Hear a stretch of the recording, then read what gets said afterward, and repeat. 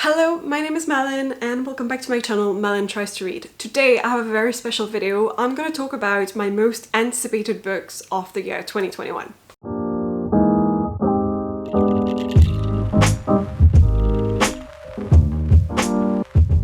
This is going to be a very short video, but I thought I would tell you guys what books I am most excited to read this year. And when I compiled this list, I realized pretty much 99% of them are thrillers, so it's pretty much going to be a thriller anticipated releases for the year 21.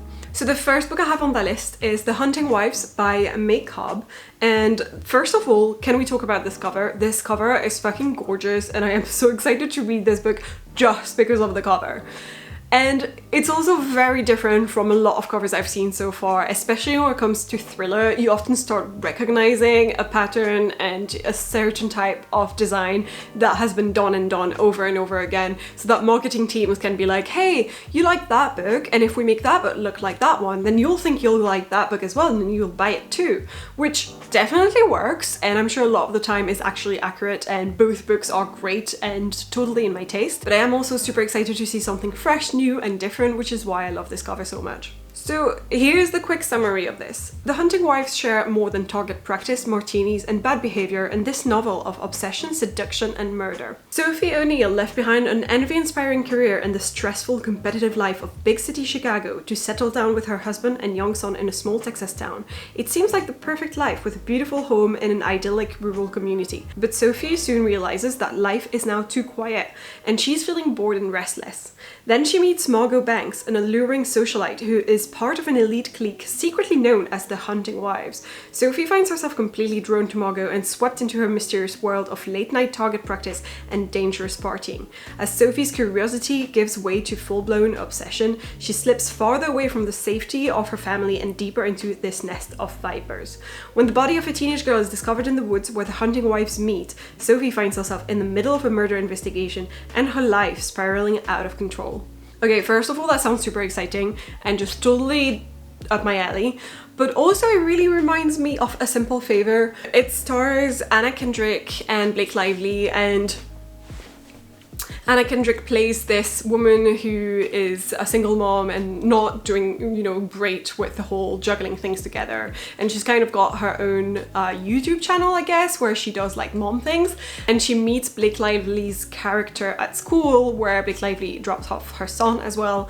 And she becomes obsessed with her. But then Blake Lively's character, who's this very sophisticated and different type of woman compared to her, suddenly disappears off, the fucking planet. The summary of this book really reminds me of that movie, so maybe if I enjoyed that movie, I'm gonna enjoy this book. At least that's my conclusion to it. And this one is coming out on the 18th of May 2021, so in quite a while. The next book I'm really excited for is A History of What Comes Next by Sylvain Neuvel. The reason why I'm excited to read it is because I have read the first book in his series, The Theme is Files, and I still need to read the other two. And I've read The Test, which is a novella that's like 100 pages, which is a little bit Black Mirror-esque type of story. And both I thought were beautifully written, very different style, and I really just enjoyed the story and the plot overall. So I would really like to read this one, and it says number 1, which makes me think it's a series. This one comes out on the 2nd of February. Here's the description. Showing that truth is stranger than fiction, Sylvain Neuvel weaves a sci-fi thriller reminiscent of Blake Crouch and Andy Weir, blending a fast-moving, darkly satirical look at 1940s rocketry with an exploration of the amorality of progress and the nature of violence in A History of What Comes Next. I'm not sure that I like those comparisons because I have read a book by Blake Crouch and I hated it. I haven't read anything by Andy Weir, so I can't really judge it based off that. Always run, never fight, preserve the knowledge, survive at all costs, take them to the stars. Over 99 identical generations, Mia's family has shaped human history to push them to the stars, making brutal, wrenching choices and sacrificing countless lives. Her turn comes at the dawn of the age of rocketry. Her mission, to lure Werner von Braun away from the Nazi party and into the American rocket program and secure the future of the space race. But Mia's family is not the only group pushing the levers of history. An even more ruthless enemy lurks behind the scenes, a darkly satirical first contact thriller as seen through the eyes of the women who make progress possible and the men who are determined to stop them. That sounds exciting to me, and the fact that it's gonna have a lot of female characters, I'm excited for as well. And I think Unlike a lot of men that I have read, I feel like when I have read books by Sylvain Neuvel, I feel like he writes women the right way, like the normal way, like they're human beings. Sometimes I read a book by a man and I'm just like, I can so clearly see that your female character is written by a man and that bothers me. I shouldn't be able to see that. The next book I have on my list, again, I love this cover as well, is For Your Own Good by Samantha Downing. And here's the book description. Teddy Crusher has won Teacher of the Year at the esteemed Belmont Academy, home to the best and brightest. He says his wife couldn't be more proud, though no one has seen her in a while. Teddy really can't be bothered with the death of his cool parent that's looking more and more like murder, or the student digging a little too deep into Teddy's personal life. His main focus is on pushing these kids to their full academic potential. All he wants is for his colleagues and the endlessly meddlesome parents to stay out of his way. It's really too bad that sometimes excellence can come at such a high cost. That sounds so exciting. I feel like this is what I'm going to be saying at the end of each book description, is that sounds so exciting, because this is the reason I have put these books into my to be read list. This one comes out on the 27th of July, which is also quite far from now, so hopefully I still want to read it when it does come out, because I tend to be a mood reader and I change my mind quite often, and it's probably why all of these are mainly thrillers, and maybe like in a few months I'll be like, no, I only want to read romance, what am I doing? The next one I have on my list is Lightseekers by Femi Kayode, and this one talks about a respected Nigerian psychologist who travels to a remote southern border town to uncover the truth about the murder of 3 university students. When Dr. Philip Taiwo is called on by a powerful Nigerian politician to investigate the public torture and murder of 3 university students in Port Harcourt, he has no idea that he's about to be enveloped by a perilous case that is far from cold. Philip is not a detective, he's an investigative psychologist, an academic more interested in figuring out the why of a crime than actually solving it. But when he steps off the plane and into the dizzying frenzy of the provincial airport, he soon realizes that the mob-driven murder of the Okriki 3 isn't as straightforward as he thought. With the help of his loyal and streetwise personal driver, Chika, Philip must work against those actively conspiring against him to parse together the truth of what happened to these students. Can we talk about this cover? It's gorgeous. It gives you such an insight about the type of story this is gonna be, but it's beautiful. I really love it. I feel like I don't have enough yellow covers on my bookshelves as well, so beautiful. I can't wait to own this. This comes out on the 2nd of March, which is not too far from now, a couple of months from now, so I'm quite excited to buy it. The next book I have actually already pre-ordered this one. It is If I Disappear by Eliza Jane Brazier. I don't know. I feel like the way I said it sounds like, you know, the bras that you wear when you're a teenager and you don't have boobs yet. Okay, the lighting has changed a little bit. I apologize. The sky is covered in really dark clouds right now, so pardon my change of lighting in this video. So this one, first of all, love the cover again, but I'm not sure what to expect from that cover, because when I see it, it makes me think of all those horror novels like Wild Girls, I think it's called, and Horrid, and all of those covers that have like the face of a girl and flowers coming out of it. And these were all horror books, but I think this is a thriller, and it sounds a lot more like things like The Night Swim. So I have expectations that are completely different when I look at the cover than when I read the description. Here's the description. When her favorite true crime podcast host goes missing, an adrift young woman plunges headfirst into the wild backcountry of Northern California and her own dangerous obsession. Sarah loves true crime podcasts. They make her feel empowered in a world where women just like her disappear daily. She's sure they are preparing her for something. So when Rachel, her favorite podcast host, goes missing, Sarah knows it's time to act. Rachel has always told her to trust her instincts. Isn't the main character in The Night Swim called Rachel? I might be wrong, but I feel like she is, which makes me think almost that this is a book about Rachel going to disappear because she is the host of a true crime podcast. Sarah follows the clues hidden in the episodes to an isolated ranch outside Rachel's small hometown to begin her search. She's convinced her investigation will make Rachel so proud. But the more Sarah digs into this unfamiliar world, the more off things start to feel. Because Rachel is not the first woman to vanish from the ranch, and she won't be the last. Rachel did try to warn her. Okay, that sounds very spooky, but still like a thriller, so I'm not expecting horror in this book, but I might be wrong. This one comes out on the 26th of January. I'm not quite sure I'm posting this video before or after that date, so I can't tell you if it's coming out soon or has already come out. But I did already pre-order it and should receive it like the weekend after that, so quite excited to read this one very soon. The next book I've got on my list is Every Last Fear by Alex Finlay. I'm not that excited about that cover. I feel like it's very simple compared to all the other ones that I've spoken about so far, but I am intrigued by the description of it. In one of the year's most anticipated debut psychological thrillers, a family made famous by a true crime documentary is found dead, leaving their surviving son to uncover the truth about their final days. I'm not gonna say any more than the beginning of this because let me show you. This is a long ass description and my mouth is feeling very dry just thinking about reading all this, so this is all you're gonna get.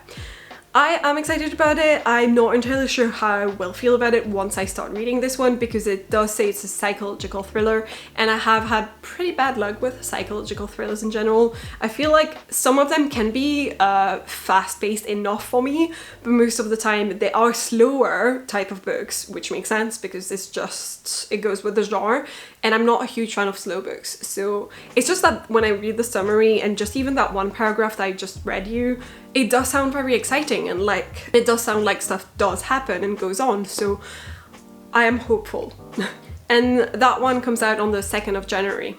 The next book I've got on my list is Dial A For Aunties by Jessie Q Sutanto, and I really like this cover, but it's completely different from most of these books on this list. It is a thriller, but it's obviously much more of a light-hearted comedy type of thriller with potentially a bit of rom-com on the side, and it does say so in the summary as well. A hilariously quirky novel that is equal parts murder, mystery, rom-com, and a celebration of mothers and daughters, as well as a deep dive into Chinese Indonesian culture by debut author Jessie Q Sutanto. 1. Accidental murder. 2. 1,000 wedding guests. 3. Maybe cursed generations. 4. Meddling Asian aunties to the rescue. When Madeline Chan ends up accidentally killing her blind date, her meddlesome mother calls for her even more meddlesome aunties to help get rid of the body. Unfortunately, a dead body proves to be a lot more challenging to dispose of than one might anticipate, especially when it accidentally shipped in a cake cooler to the over-the-top billionaire wedding Mehdi, her ma, and aunties are working at an island resort on the California coastline. It's the biggest job yet for the family wedding business. Don't leave your big day to chance, leave it to the chance. And nothing, not even an unsavory corpse, will get in the way of her auntie's perfect buttercream cake flour. But things go from inconvenient to downright torturous when Mehdi's great college love and biggest heartbreak makes a surprise appearance amid the wedding chaos. Is it possible to escape murder charges, charm her ex back into her life, and pull off a stunning wedding all in one weekend? I'm gonna guess yes, because this cover tells me there's gonna have a happy ending. So I'm excited for that. The next one I've got, again, is one where I find the cover absolutely gorgeous. It's The Project by Courtney Summers. She wrote Sadie, and I never actually read Sadie, so I think I really should be reading Sadie. But here's the book description. Lo Denham is used to being on her own. After her parents died, Lo's sister Bea joined the Unity Project, leaving Lo in the care of their great aunt. Thanks to its extensive charitable work and community outreach, the Unity Project has won the hearts and minds of most in the upstate New York region. But Lo knows there's more to the group than meets the eye. She spent the last 6 years of her life trying and failing to prove it. When a man shows up at the magazine Lo works for, claiming the Unity Project killed his son, Lo sees the perfect opportunity to expose the group and reunite with Bea once and for all. When her investigation puts her in the direct path of its leader, Lev Warren, as Lo delves deeper into the project, the lives of its members, it upends everything she thought she knew about her sister, herself, cults, and the world around her, to the point she can no longer tell what's real or true. Lo never thought she could afford to believe in Lev Warren, but now she doesn't know if she can afford not to. This sounds like it's gonna have a lot to do about cults, and I don't read a lot of books that have to do with that topic, but I am very interested and fascinated by the topic, so I'm excited to read it as well. And The Project is coming out on the 2nd of February, so quite soon as well. The next book I have on my list is Dead Dead Girls by Nikisa Afia, and this one seems to be a thriller set up in the 1920s. And here's just a quick summary of it. The start of an exciting new historical mystery series set in 1920s Harlem, featuring Louise Lloyd, a young black woman caught up in a series of murders way too close to home. Harlem, 1926. Young black girls like Louise Lloyd are ending up dead. Following a harrowing kidnapping ordeal when she was in her teens, Louise is doing everything she can to maintain a normal life. She's succeeding too. She spends her days working at Maggie's Cafe and her nights at the Zodiac, Manhattan's hottest speakeasy. Louise's friends might say she's running from her past and the notoriety that still stokes her, but don't tell her that. When a girl turns up dead in front of the cafe, Louise is forced to confront something she's been trying to ignore. Several local black girls have been murdered over the past few weeks. After an altercation with a local police officer gets her arrested, Louise is given an ultimatum. She can either help solve the case or let a judge make an example of her. Louise has no choice but to take the case and soon finds herself toe-to-toe with a murderous mastermind. She'll have to tackle her own fears and the prejudices of New York City society if she wants to catch a killer and save her own life in the process.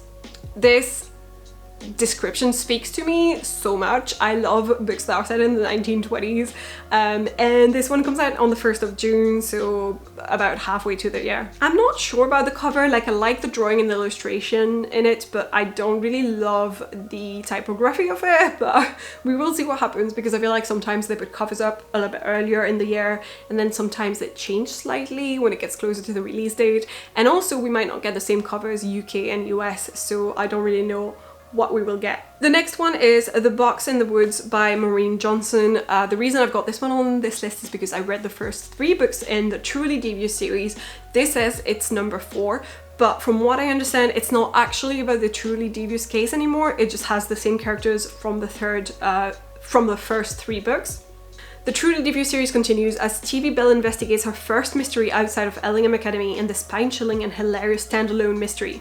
So this seems to be a standalone mystery. I am quite excited to read it because it would be nice just to read a YA thriller that is a standalone, and there's not that many.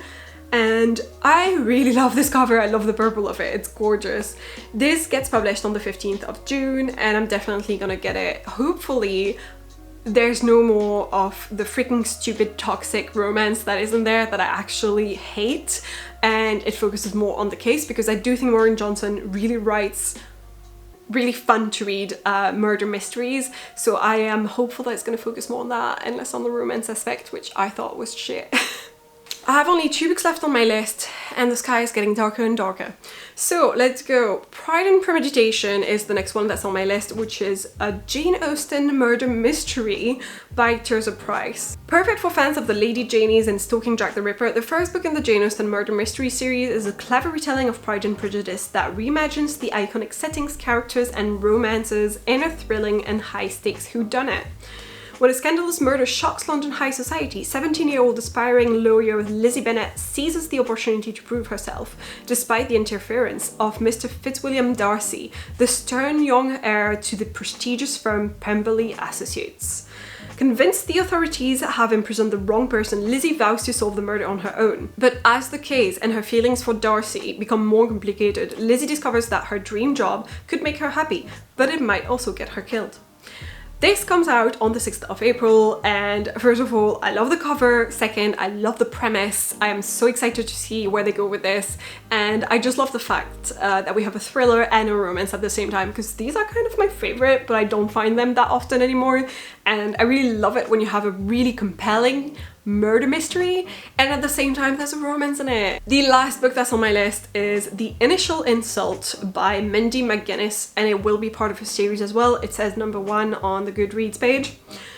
This is, I think it's a YA book. Welcome to Amontillado, Ohio. I have no idea whether I pronounced that right. Where your last name is worth more than money and secrets can be kept for a price. Tress Montour knows that her family used to mean something until she didn't have a family anymore. When her parents disappeared 7 years ago while driving her best friend home, Tress lost everything. She might still be a Montour, but the entire town shuns her now that she lives with her drunken one-eyed grandfather at what locals refer to as the White Trash Zoo, a wild animal attraction featuring a zebra, a chimpanzee, and a panther, among other things. Felicity Tornado has it all. Looks, money, and a secret that she's kept hidden. She knows that one misstep could send her tumbling from the top of the social ladder, and she's worked hard to make everyone forget that she was with the Montours the night they disappeared. Felicity has buried what she knows so deeply that she can't even remember what it is, only that she can't look at Tress without having a panic attack. But she'll have to. Tress has a plan. A Halloween costume party at an abandoned house provides the ideal situation for Tress to pry the truth from Felicity brick by brick as she slowly seals her former best friend into a coal chute. With a drunken party above them and a loose panther on the prowl, Tress will have her answers or settle for revenge. This sounds crazy, and The fact that it's a YA thriller makes it sound even more crazy, because I'm like, okay, so this young adolescent girl decides to break her best friend into a place to get the truth from her. It sounds nuts.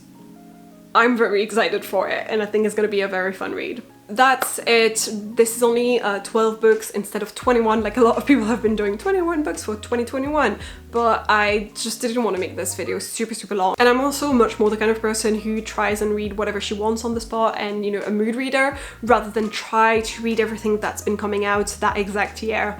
So for all we know, I'm not going to read all of those during the year, but I'm going to try to read at least half of them. That would be quite cool. And I think that's it for this video. So please consider subscribing if you enjoyed it. Like this video, leave a comment, I always respond, and I will see you guys next time.